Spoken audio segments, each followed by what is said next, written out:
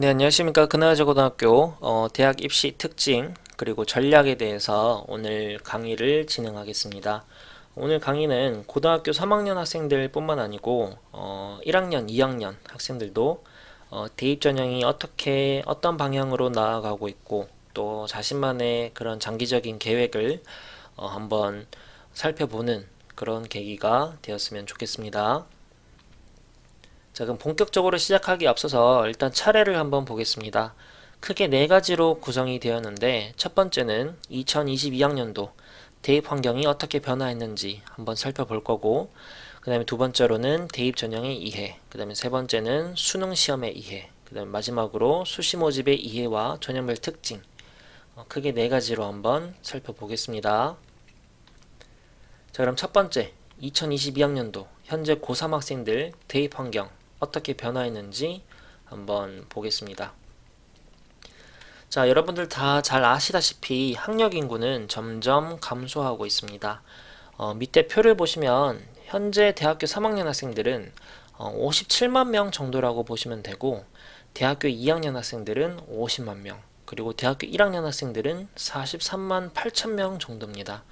그래서 2년 사이에 13만 명 정도 감소를 했다고 보시면 되겠고, 저희가 눈여겨봐야 될 부분은 고등학교 3학년이겠죠.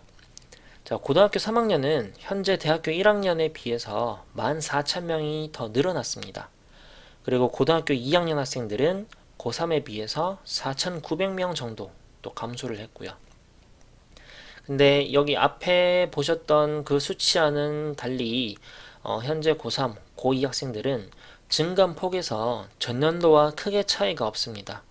그래서 이 학생들은 대학교 입시 준비를 할 때 전년도 합격자 평균 등급을 그대로 참고해도 크게 무리는 없을 거라고 추측을 하고 있습니다.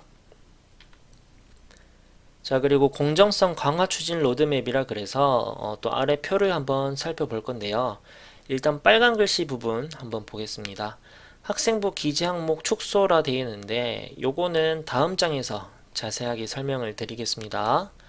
자, 그리고 고3 학생들부터 고2까지 자기소개서 문항 및 글자 수가 축소되었습니다. 그리고 고1 학생들부터는 자기소개서 아예 폐지가 되었기 때문에 점점 더 학생들의 부담이 더 줄 것으로 생각을 합니다. 그리고 고3 학생들부터는 또 교사 추천서가 또 아예 폐지가 되었습니다.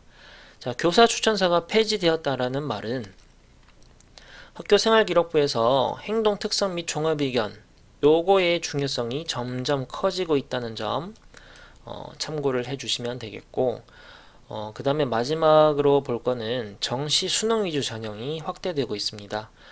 저 요즘에 뉴스 같은 데서 많이 나와서 보신 분들은 보셨을 수도 있을 텐데, 전국의 주요 16개 대학교 수능 정시 전형 40% 이상 하도록 진행하고 있습니다. 그래서 우리나라 주요 16개 대학교라고 하면 보시는 바와 같습니다. 한 번씩 다 이름을 들어봤을 만한 그런 대학교에서는 정시 위주 전형 확대가 되었다는 점 참고를 하시면 되겠습니다. 자, 그리고 방금 학생부 기재 항목 축소가 되었다고 말씀을 드렸는데요. 자세하게 한번 세부적으로 보겠습니다. 현 고3부터 고2까지는 교과 활동에서 방과 후 학교 활동 내용을 기재하지 않습니다. 그리고 자율 동아리는 연간 1개 30자만 기재하도록 되어 있는데, 30자라는 말은 자율 동아리 그냥 소개하는 한 문장으로 끝이 나 버립니다. 네, 그리고 고1 학생들은 자율 동아리 아예 반영이 되지 않습니다. 그렇다라는 말은 학교생활기록부에서 정규 창체 동아리 충실히 활동을 하고 특기사항 500자 정도 쓸 수 있는데, 그 정규 창체 동아리 500자 내실 있게 준비를 잘 해야 되겠습니다. 그 다음에 봉사활동 특기사항도 기재하지 않고요. 진로활동에서도 진로 희망 분야 대입에서는 반영하지 않습니다. 그리고 수상 경력에서는 고3, 고2 학생들은 교내 수상 학기당 한 건 대입에 반영이 됩니다. 그래서 3년간 6건이라 되어 있는데 실질적으로 수시 지원할 때는 3학년 1학기까지 반영이 됩니다. 그래서 수시 지원에서는 실질적으로 5건이라고 이해를 하시면 되겠습니다. 여기 대입에서 수상 경력 학기당 한 건만 반영이 된다고 하는데, 예를 들어서 한 A라는 학생이 뭐 한 학기에 상을 여러 개 탔다. 그러면 그 중에서 하나를 학생이 선택하도록 되어 있습니다. 이거는 나중에 수시 지원할 때 학생이 어떤 상을 대입에 반영을 시키겠다 학생이 선택을 하면 그것만 한 학기당 한 개씩 올라간다고 이해를 하시면 되겠습니다. 자, 그리고 고1부터는 뭐 수상 경력도 반영이 되지 않고 독서 활동도 반영이 되지 않는다는 점 아셔야 되겠고, 그래서 학생부 기재 항목 축소되는 게 상당히 많기 때문에 이제 점점 더 과목별 세부능력 특기사항, 그 다음에 창체 활동에서 자율 활동, 진로 활동의 중요성 점점 더 중요해지고 있다는 거 알아두셔야 되겠습니다. 네, 그렇다면 다음으로 2022학년도 대입전형의 이해 파트를 한번 살펴보겠습니다. 자, 올해 고3 학생들 대입전형 일정은 아래 표와 같습니다. 수시 모집 원서 접수는 9월 10일부터 9월 14일까지 하고 있고, 정시 모집에서는 원서 접수 12월 30일부터 1월 3일까지입니다. 31일은 죄송합니다. 오타입니다. 1월 3일까지라고 보시면 되겠고, 여기 보시면 3일 이상이라고 되어 있는데, 이 3일 이상이라는 말은 대학교별로 예를 들어서 뭐 수시를 예를 들면 대학교별로 금, 토, 일 아니면 뭐 토, 일, 월, 뭐 일, 월, 화 이런 식으로 시기를 다 다르게 하고 있기 때문에 그렇다는 말입니다. 그래서 학생분들은 자기가 관심 있거나 진학을 희망하는 대학교 일정을 다 꼼꼼하게 확인을 해 봐야 되겠습니다. 자, 그리고 참고를 해야 될 것은 9월 1일에 수능 모의고사를 치게 되는데 성적 발표는 약 3주 후가 됩니다. 9월 1일 모의고사 성적 발표가 나는 이 시기는 수시 모집 원서 접수 다 끝나버린 시기입니다.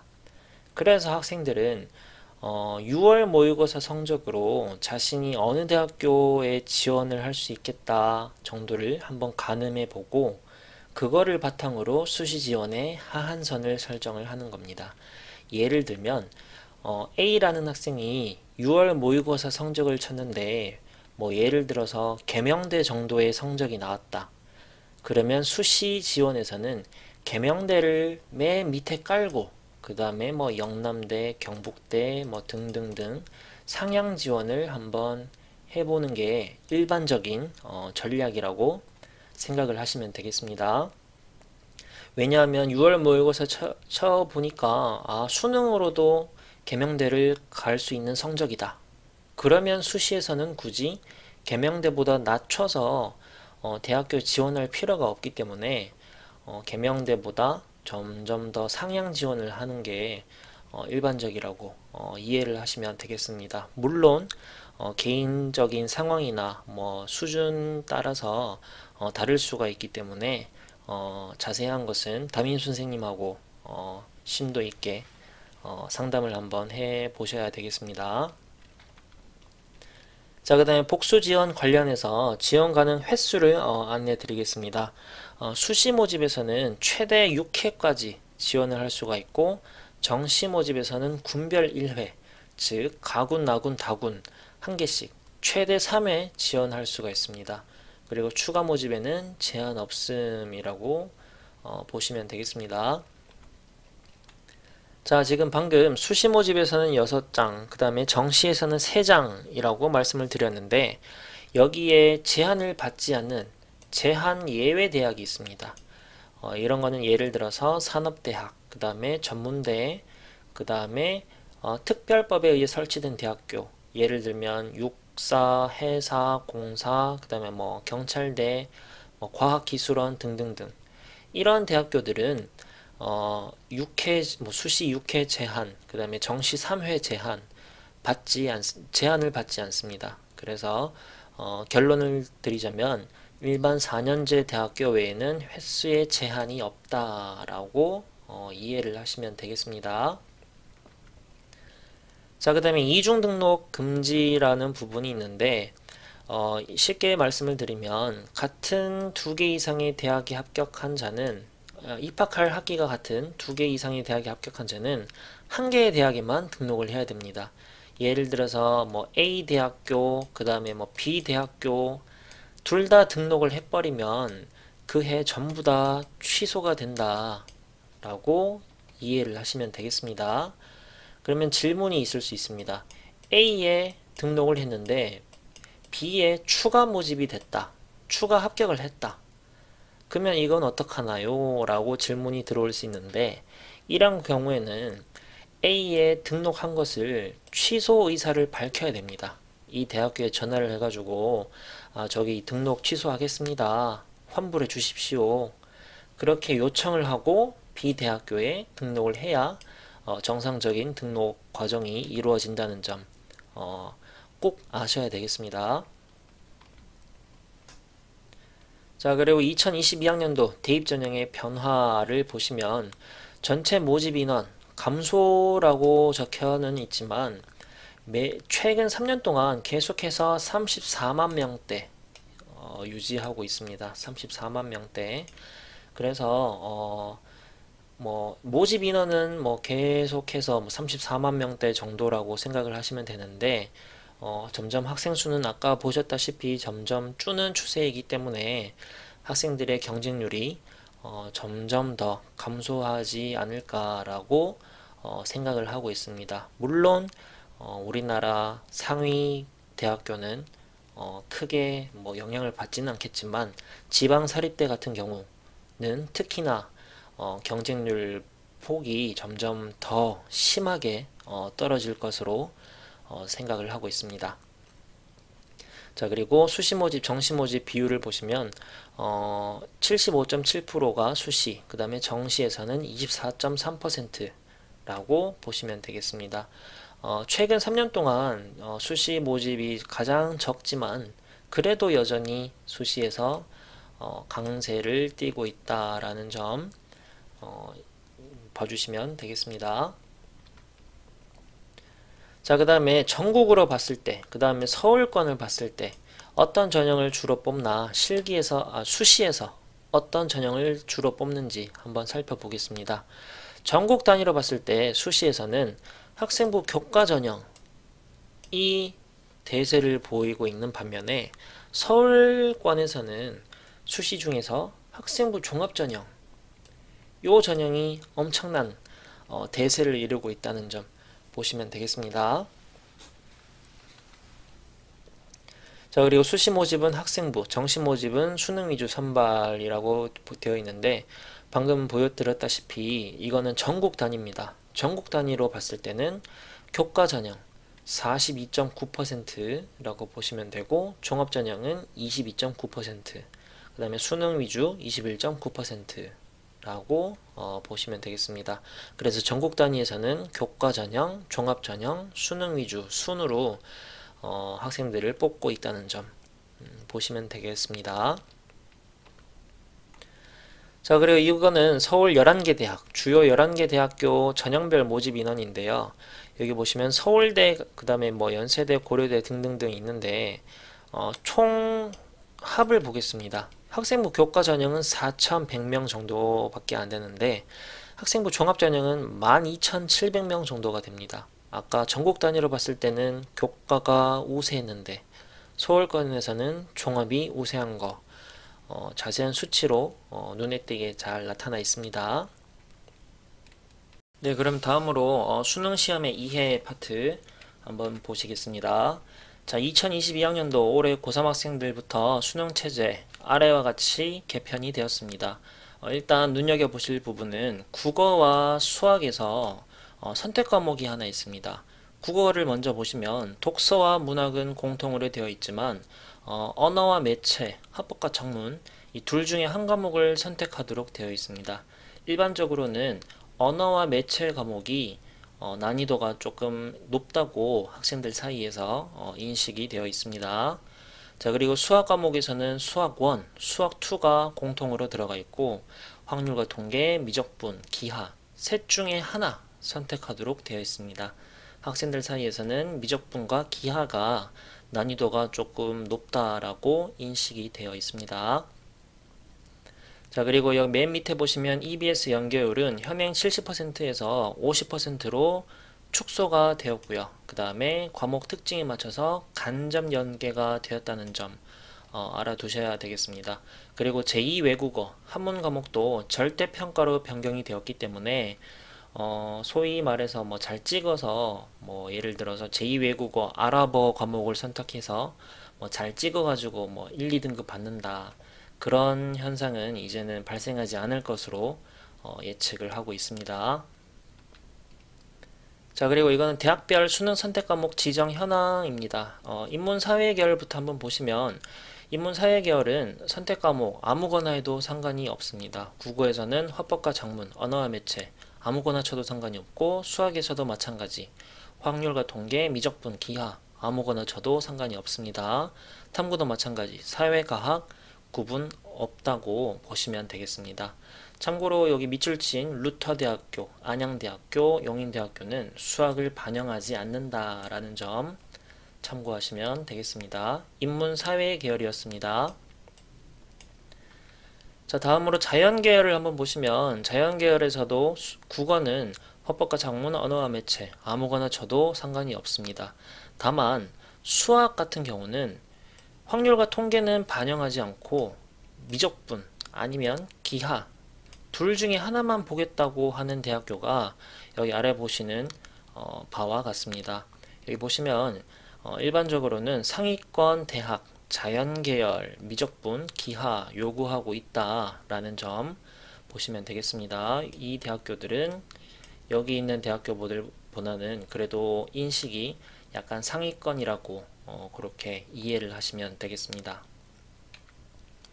자, 그다음 자연계열의 탐구 과목을 보시면 사회가 계열 구분 없이 반영하는 대학교가 있고 그 다음에 과학만 응시하는 것을 보겠다라는 대학교가 있는데 자연계열에서 과학만 보겠다라는 대학교는 여기 있는 대학교보다 당연히 인식이 좀 더 상위권의 대학이 되겠습니다. 그리고 밑줄 친 부분은 동일 분야 1, 2 응시 불인정한다 라고 적혀 있는데 이게 무슨 말이냐면 예를 들어서 한 학생이 물리 1, 물리 2 요거 두 개를 선택해서 응시를 했다 라고 했을 때는 인정하지 않는다라는 뜻입니다. 네, 그래서 뭐 밑줄 친 대학교에서는 물리를 쳤으면 생명과학을 치던지 아니면 뭐 생명과학을 쳤으면 뭐 화학을 치던지 이런 식으로 다른 과목을 쳐야 된다. 똑같은 과목의 1, 2는 인정하지 않는다. 이렇게 이해를 하시면 되겠습니다. 자, 그리고 여러분들 수능 점수 성적표를 받아보면 표준 점수하고 백분위가 나와 있습니다. 이거는 뭐 모의고사 칠 때도 표준 점수 백분위라고 나오는데 이거는 잘 이해를 못하는 학생들이 있어서 간단하게 설명을 드리겠습니다. 표준 점수라고 하면 전체 수험생의 평균 점수를 100점이라고 가정을 합니다. 거기에서 내 점수가 평균에서 얼마나 떨어져 있는지 이거를 계산했을 때 표준 점수가 나오는 겁니다. 그래서 표준 점수 만점이 이 정도면은 평균 난이도로 보고 있고요. 표준 점수 만점이 145 이상이다 라고 하면 그 시험은 고난이도의 시험이다 라고 이해를 하면 되겠습니다. 그리고 백분위는 자기 표준 점수를 기준으로 전국 수험생 중 몇 퍼센트가 본인의 아래에 있는지를 나타내는 수치입니다. 그래서 백분위 98점을 받았다면 수험생 중 98%가 내 아래에 있다고 그렇게 이해를 하시면 조금 더 쉽게 이해할 수 있지 않을까 생각을 합니다. 자, 그리고 이거는 실제 이제 학생들이 수능 성적표를 받아보게 되면 이러한 양식으로 받아보게 될 텐데요. 일단 뭐 생년월일, 성별, 그 다음에 출신 고교 이렇게 적혀 있고 표준 점수 100분위 그 다음에 등급이 있습니다. 네, 원점수는 공개하지 않습니다. 그래서 표준 점수 100분위 등급이 있는데 일반적으로 대학교에서 수능 성적을 반영을 할 때는 표준 점수의 경우 125, 118, 62, 59 다 더한 값을 반영을 합니다. 일반적으로 그렇습니다. 그리고 백분위 같은 경우는 85, 78을 더하고 그 다음에 탐구 영역에서의 평균 점수를 더하게 됩니다. 네, 그래서 이 학생의 경우에는 표준 점수 364, 백분위는 247이라고 이해를 하면 되겠습니다.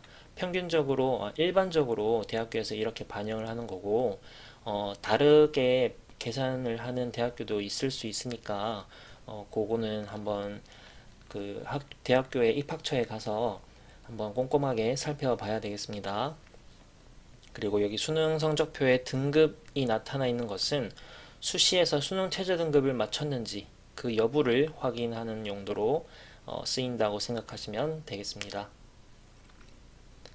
자, 다음으로 수능 응시자 현황입니다. 여기 보시면 2017년도부터 2021년도까지가 있는데 전체 수능 응시자 수 아까 계속 누누이 말씀드리다시피 학생 수는 점점 줄어들고 있습니다. 그리고 작년 고3 학생들 49만 명이 되었습니다. 그래서 점점 이제 수능 응시자도 감소하고 있는데 여기서 눈여겨봐야 될 점은 재수생들의 비율을 한번 보시겠습니다. 22.3, 23.2 뭐 이렇게 나와 있었는데 작년 고3 같은 경우는 재수생 비율이 가장 많았습니다. 네, 이런 현상은 앞으로도 계속 갈 것으로 예측을 하고 있고 N수생, 즉 재수생, 삼수생 등등 N수생들 유입이 계속 상승하고 있다는 점 방금 말씀드렸습니다. 그리고 6월 모의평가부터 이제 N수생들이 들어오기 때문에 재학생들은 자기 모의고사 성적 관리에 좀 더 신경을 쓰셔야 되겠습니다. 자, 그리고 이거는 재학, 졸업 여부에 따른 표준 점수 및 등급 분포라고 되어 있는데 쉽게 말해서 재학생과 N수생들 성적을 비교한 겁니다. 그래서 국어 같은 경우는 표준 점수 평균을 보시면 재학생들은 96점이 있는데 재수생들은 109점이 나왔습니다. 평균. 그러면 한 13점 차이가 표준 점수 차이가 나죠. 그리고 수학 가형 같은 경우도 마찬가지. 재학생들은 96점인데 반해서 N수생들은 106점, 평균 10점 정도 차이가 나고요. 영어에서는 절대평가니까 등급을 한번 보시겠습니다. 재학생들은 5.6%가 1등급을 받았다고 되어 있지만 재수생들의 12.5%가 1등급을 따간다고 보시면 되겠습니다. 그래서 다들 아시다시피 N수생들이 수능 시험에서 좀 더 강세가 두드러진다는 점 참고를 하셔야 되겠습니다. 자, 그 다음에 국어 문항수 변화 파트도 한번 보시겠습니다. 작년 수능에 비교해서 올해 수능에서는 독서 과목 문항이 2문제 늘었고 문학도 2문제가 더 늘었습니다. 이렇다는 말은 읽을 게 점점 더 많아진다라고 이해를 하시면 되겠고 이 때문에 빠르고 정확하게 읽어내는 역량이 요구된다라고 적혀 있습니다. 그래서 이런 거를 한번 눈여겨보시고 학생들의 개인적인 학습 전략을 한번 점검해 봐야 되겠습니다. 자, 그리고 영어 연계 방식도 이때까지는 직접 연계였습니다. 작년 고3까지는 직접 연계였는데 직접 연계가 뭐냐면 수능 특강 아니면 수능 완성 보시면 지문이 똑같습니다. 네, 이 첫 문장 보시면 아시겠지만 완전 똑같은 지문이 문항 유형만 바꿔가지고 이렇게 출제가 되었었는데 이렇게 하다 보니까 정답률이 높다라고 이제 지적이 들어왔겠죠. 그래서 올해부터는 간접 연계로 출제 방식이 변경되었습니다. 그래서 뭐 아프리카 무슨 부족민을 주제로 한 이 지문이 수능 완성에 나왔다면 실제 수능에서는 이 부족민에 대해서 동일한 주제의 다른 지문을 들고 와가지고 이렇게 영어에서 출제를 하고 있다라고 이해를 하시면 되겠습니다. 그래서 영어 과목 같은 경우는 어휘력 바탕의 독해 능력을 우선 기르는 것이 중요하다고 그렇게 생각을 하고 있습니다. 네, 마지막으로 수시 모집의 이해와 전형별 특징 파트 한번 보겠습니다. 학생들 대입 지원할 때는 전형 유형 크게 수시에서는 학생부 교과 전형, 학생부 종합 전형, 논술 전형이 있고 실기 실적 위주의 전형은 예체능이기 때문에 생략하겠습니다. 자, 일단 교과 전형부터 먼저 보면 교과 전형의 특징은 크게 교과 성적, 그 다음에 수능 최저를 충족시켜야 된다라고 이해를 하시면 되겠습니다.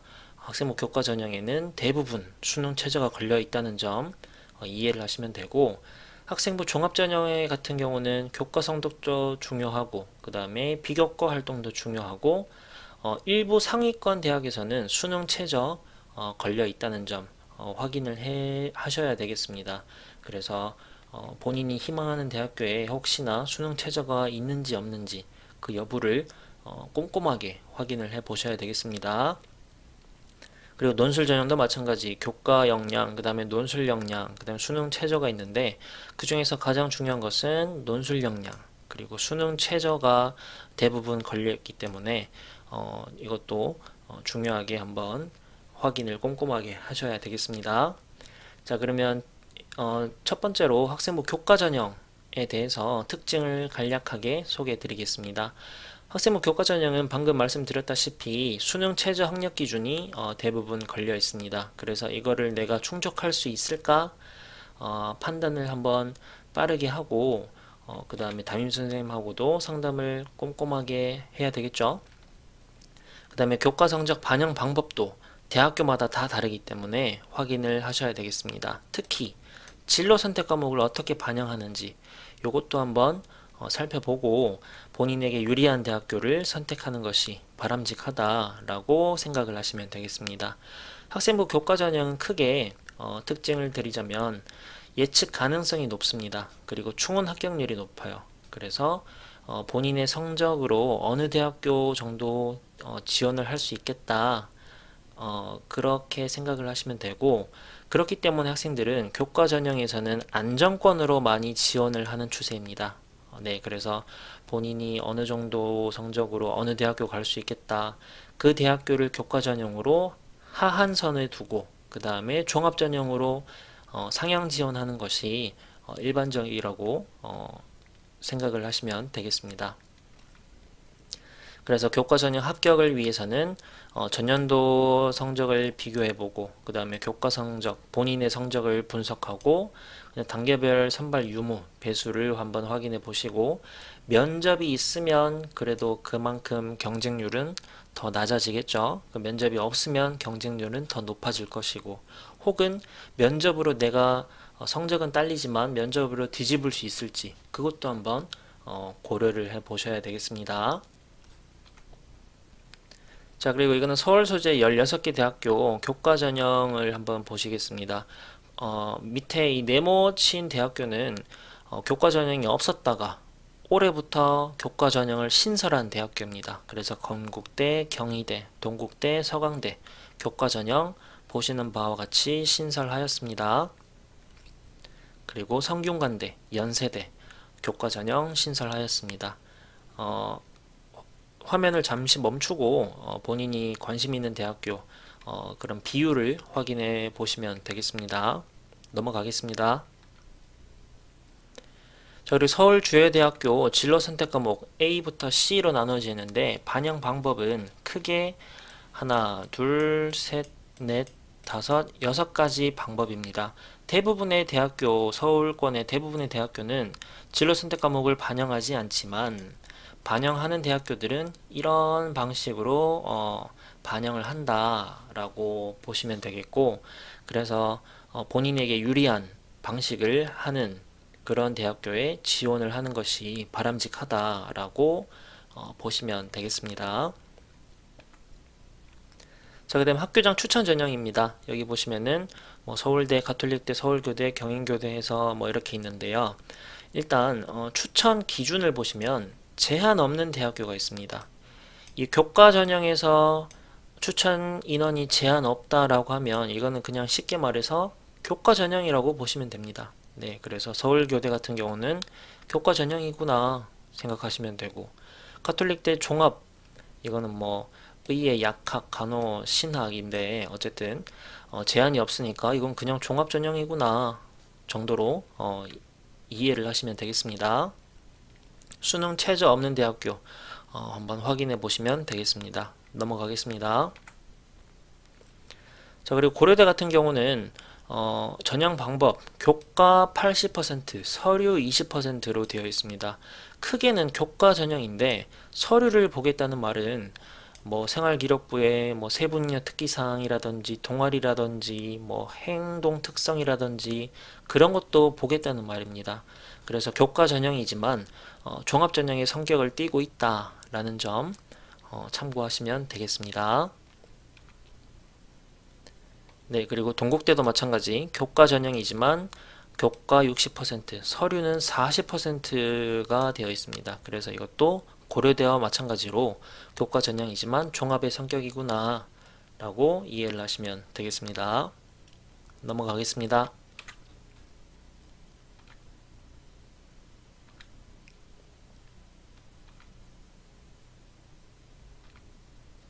네, 그럼 지금부터 또 학생부 종합전형의 주요 특징을 한번 보겠습니다. 학생부 종합전형은 서류평가, 즉 학생부랑 자기소개서 들어갑니다.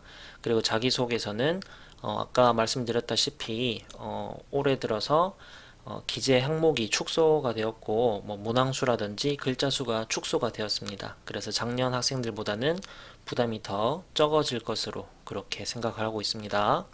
그 다음에 면접이 있는 대학교도 있을 것이고 없는 대학교도 있을 거기 때문에 이것도 한번 확인을 해 보셔야 되겠습니다. 그리고 대학교에 따라서 수능 최저 학력 이것도 확인을 해 보셔야 되겠습니다. 추천서는 올해부터 폐지가 되었습니다. 자, 넘어가겠습니다. 자, 학생부 종합전형 수능 최저 학력 기준 여기 보시면 종합전형인데 최저 걸려있는 대학교 다 목록이 이렇게 작성이 되어 있습니다. 관심 있으면 확인을 하고자 하시면 그 화면을 잠시 멈추고 확인하시면 되겠습니다. 넘어가겠습니다.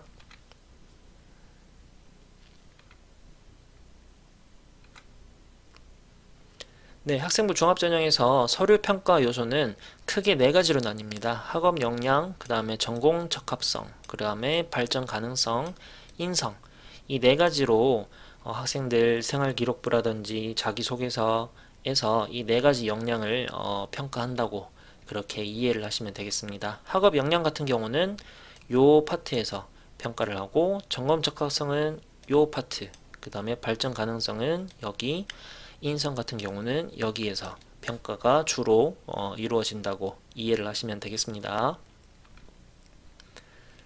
자, 그리고 교과 성적도 종합전형에서는 중요한데요. 비교과 활동 아무리 많다고 해도 내신 성적이 떨어지면 그 학생의 생활기록부는 사실 신뢰도가 떨어지기 마련입니다. 그래서 뭐 비교과 활동 많이 하는 것도 좋지만 교과 성적 반드시 뒷받침이 되어야 된다는 점 파악을 해 두셔야 되겠습니다. 자, 그 다음에 입학사정관들 관점에서는 어떤 학생이 뭐 다른 과목은 다 1, 2등급을 찍는데 어느 특정 과목이 8, 9등급이 있다. 그러면 성실성 측면에서 점수가 좀 깎인다고 이렇게들 뭐 말씀들을 많이 하십니다. 그리고 인문계열에서는 국어, 영어, 사회, 그 다음에 자연계열 학생들은 영어, 수학, 과학 요 세 과목을 중점적으로 성위권을 유지해야 교과 성적에서 좀 더 좋은 인상을 줄 수가 있다고 그렇게들 많이 이야기하고 있습니다. 자, 그리고 학교 수업에 얼마나 충실하게 참여했느냐, 그 다음에 동아리나 진로, 독서, 비교과 활동 이것들 전부 다 결국에는 수업을 바탕을 두고 어느 부분에서 지적 호기심을 느껴서 왜 내가 동아리에 그 활동을 했는지, 왜 내가 그 독서를 읽었는지 서로 그 연계가 되어야 됩니다. 그래서 교과 활동에서 뭐를 공부했는데 어느 부분을 더 심화 공부하고 싶어서 무슨 책을 읽었다. 뭐 이런 식으로 스토리텔링이 되어야 서류 평가에서 좀 더 유리한 고지를 차지할 수 있지 않을까 생각이 듭니다. 자, 그래서 예를 들면 교과 수업에서 생활과 윤리, 뭐 사형제도 찬반 논쟁에 대해서 뭐 수업을 했다. 그러면 사형제도 내가 어떻게 어느 방향에서 내가 지지를 해야 될까? 이거에 대한 고민을 안고 뭐 예를 들어서 뭐 이 책을 읽었다. 그러면 이 책을 읽은 다음에는 뭐 교과 연계 활동으로 뭐 논문을 조사하고 뭐 찬반 토론을 한다든지 이런 식으로 방금 말씀드린 것처럼 스토리텔링 이루어져야 된다라고 생각을 하시면 되겠습니다. 구체적인 그런 특징들은 밑에 표로 이렇게 적어 놨으니까 화면을 잠시 멈추고 한번 읽어 보시면 되겠습니다. 자, 그 다음에 독서 활동에서는 반드시 독서 기록장을 작성해야 되는데 이거는 왜 그러냐면 대학교 면접을 가서 혹시나 이 책에 대해서 질문을 할 수가 있습니다. 근데 그때 질문을 받았을 때 책의 내용이나 뭐 느낀 점이라든지 대답을 잘 못한다면 오히려 독서 활동 이거 생활기록부에 안 적느니만 못한 상황이 발생할 수 있기 때문에 반드시 면접을 가기 전에 무슨 책에서 내가 어떤 점을 느꼈고 무슨 내용이었고 그런 거 기록해 놨다가 꼼꼼하게 준비를 해서 면접에 임해야 되겠습니다. 자, 그리고 계속 누누이 말씀드리지만 자기소개서 문항이 축소가 되었다는 점 이렇게 빨갛게 네모 표시해 놨으니까 읽어보시면 되겠습니다. 그리고 자기소개서 작성 팁 이것도 준비했는데 한번 시간 나실 때 읽어보시면 되겠습니다.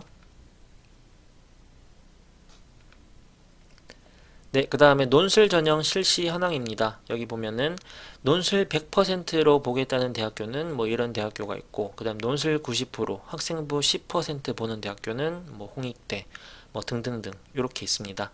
그런데 뭐 예를 들어서 나는 뭐 학생부 성적이 딸리는데 그렇다고 해도 뭐 크게 걱정하실 필요는 없는 게 내신 등급 간 반영 점수 격차가 크지 않습니다. 네, 그래서 내신이 낮다고 하더라도 논술 점수가 높으면 충분히 역전할 수 있다라고 생각을 하시면 되겠습니다. 그렇지만 논술 전형은 감소 추세를 계속 보이고 있고 경쟁률이 상당히 높습니다. 뭐 수능 최저가 걸려 있어서 실질 경쟁률은 뭐 낮다고 하지만 그래도 다른 전형에 비해서는 논술 전형 경쟁률이 상당히 높습니다. 그리고 우리 근하여자 고등학교에서는 논술 전형으로 인한 합격률이 조금 낮은 편이기 때문에 우리 학교 학생들한테는 추천을 잘 하지 않는다라고 이해를 하시면 되겠습니다. 네, 그 다음에 논술 전형 수능 최저 있는 대학교 없는 대학교 한번 확인을 하시면 되겠습니다. 네, 그리고 수능 최저가 적용되지 않는다면 당연히 경쟁률은 더 높아지겠죠. 네, 그 다음에 수능 최저 학력 기준 구체적으로 이렇게 표를 준비해 봤습니다. 확인하시면 되겠습니다.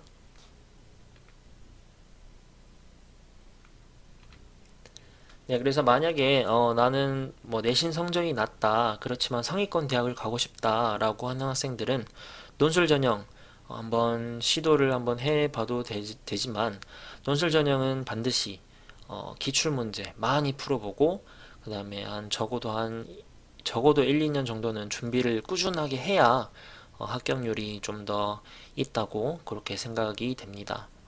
본인이 논술 전형으로 고민을 하고 있다면 담임쌤하고 한번 상담을 하면서 그렇게 결정을 하시면 되겠습니다. 네, 오늘 준비한 것은 여기까지입니다. 들어주셔서 감사하고 혹시 문의사항이 있으면 뭐 3학년 교무실에 무쌤님한테 가가지고 문의하시면 친절하게 답변해 주실 거라고 생각을 합니다. 네, 그러면 들어주셔서 감사합니다.